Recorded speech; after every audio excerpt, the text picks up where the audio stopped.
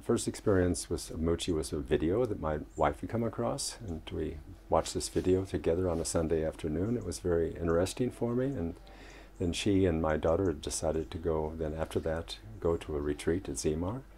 Had a very nice time. And when my daughter came back from the retreat, she said, "It's okay, Dad, you can go too." There's a little bit of apprehension for myself. What is this spiritualism? What are they going to do? Do I have to stand up and sing and dance? I didn't quite want to do that.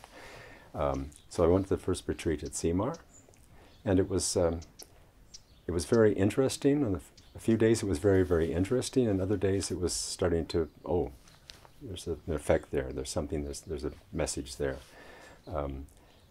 That I went away with that, and remember going back to Switzerland, it was always in my mind that how that retreat affected me. Since then, it's always been to look at the pointings in a practical way, which Muchi always brings across so well. It's just not a theoretical mind type of thing that you see in your mind, but also how does it work in the daily life? How do I work with the role of a husband and a father and a grandfather now, and all of these kinds of things. So it's been a very good experience on a daily level.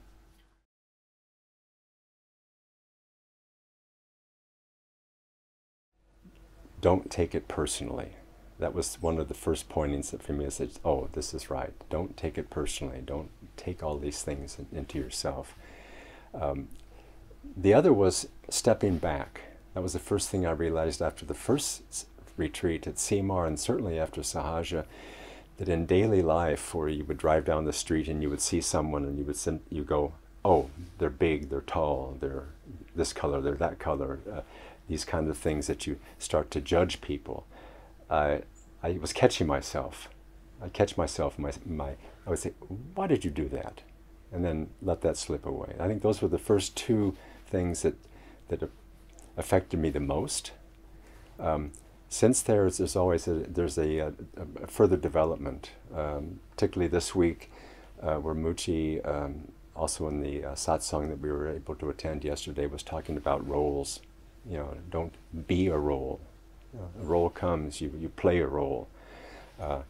After hearing that, I just happened to be reading Ramana yesterday, and that's also I came across a line that said, an actor does not need to forget himself to play a good role. And that was like, oh, I'm hearing this this week, that don't play those roles, don't let those roles take you.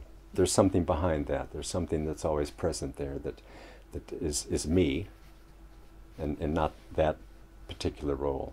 About a year ago, I worked with a company with some gentlemen that I'd worked with in various other companies before and such. And when I came to work with them after being at Zemar and being here at Sahaja, when I came to work with them, some of them I've worked with over the years, over 10 or 15 years, and they said, there's something different.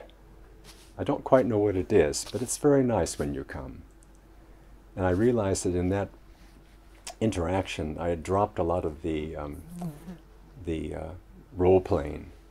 I'm this, you're that, I have to play this role, you have to play that role. It all just flowed very easily, and I didn't take it personally.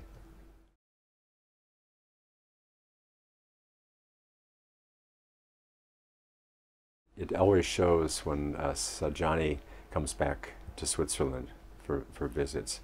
We have a completely different conversations. It's not about how do you feel and what are you eating and what are you putting on and, you know, like day-to-day things. And many times we can just sit quietly and not do anything. There's a different energy there. I think that's a wonderful thing. It's and also you know, you play certain roles and the roles have kind of disappeared. We're learning from her. She's learning from us, of course, but we're learning from her. And it's the first times it was a bit of, she's telling me this, but oh yes, but she's right. You know, it's that kind of a thing. It's very open. It's a much easier atmosphere. It's very, very smooth, very pleasant, I must say.